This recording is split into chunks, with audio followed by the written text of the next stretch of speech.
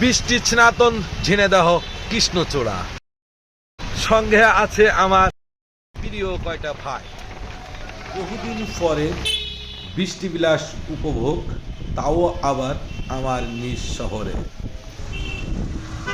বৃষ্টির কারণে শহরটা ঝকঝক চকচক করছে, দেখে স্বচ্ছ কাচের মতো মনে হচ্ছে।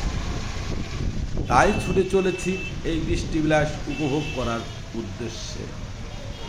এটাই আমাদের ঝিনেদাহর মূল পায়রা চত্বর। এখানে এটাই সেই জিরো পয়েন্ট।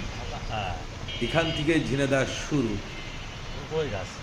সামনেই পোস্ট অফিস মোড়, সামনে বিশাল একটি কড়ই গাছ। বৃষ্টির পানি ঝমঝম করে পড়ছে, শব্দটাও যেমন মধুর, দেখতেও তেমন শ্রুতিমধুর। মন প্রাণ জুড়ে গেল। সঙ্গে আছেন আমার শ্রদ্ধেয় বড় ভাই জাহিদুল ইসলাম, প্রিয় ছোট ভাই রাজু। রাজু আর্ট নিপুণ হাতে আর্টিস্ট ও বিলবোর্ড তৈরি করে থাকেন।